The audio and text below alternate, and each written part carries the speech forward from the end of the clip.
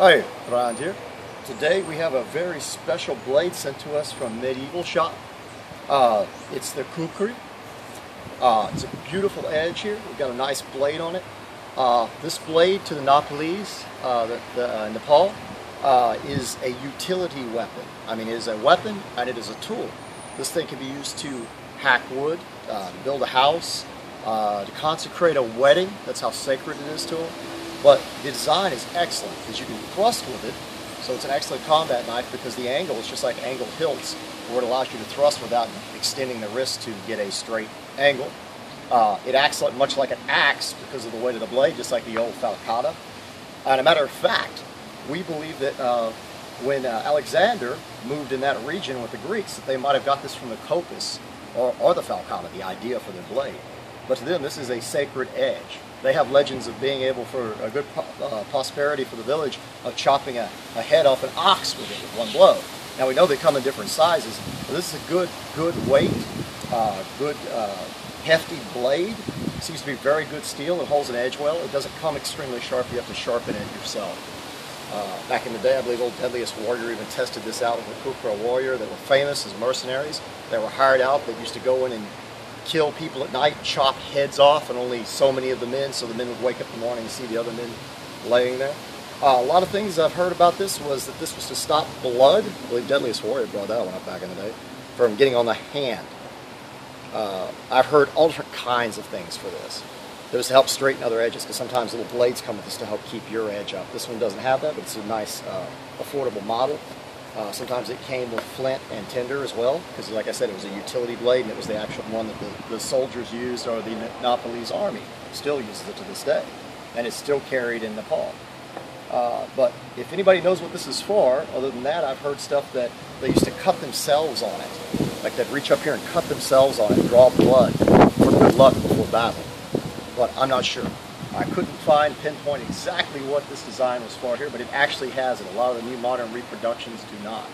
And it's got a nice fuller in it that gives strength on the back of the edge. And you've got a beautiful handle here, shaped properly. This allows you to do draw cuts with it and it not slip out of the hand. Also, it allows you not to go up the blade when you're thrusting with this little piece here. It is a full tang. And if you look back here, it is actually hammered over, if you can tell. The full tang is hammered over to hold the back piece. So this could actually be used to bash somebody's head in if it was necessary. This is being used as a combat knife. But today we got some tests set up with it. It's got a beautiful sheath made out of wood like it's supposed to be and covered in leather. The brass tip. But today we're going to go ahead and do some tests for you, see how good it cuts, the hacking ability, the utility ability. I mean, with this kind of blade, you can use it to do fine cutting with this part up here. You can use it for cutting, like I said, like hacking, thrusting. I mean, it pretty much does everything, and it has a nice weight. You can even clear brush with it going through the woods.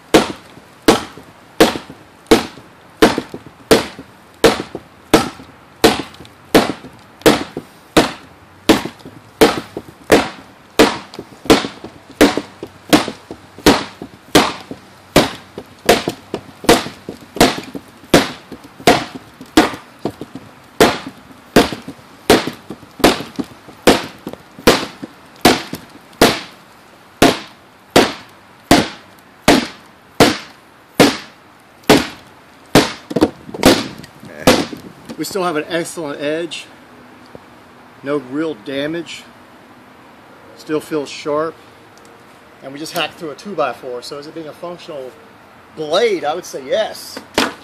This thing's good for hacking, chopping. The handle didn't come loose, solid construction. You could hammer nails with the back of it if you need to. This is going to hold up for you quite well, from my experimenting. Cuts well, it handles well, it feels good in the hand. More fluid than an axe. I can see how in combat it would do what it needs to do. Good for thrusting. I can even see this thing being good for throwing. Now you do know you can damage handles with throwing, but this is pretty sturdy. So I would say in a pinch, if you had to throw it, it would throw like an axe, or you could even do a no-spin throw with it probably. Beautiful blade.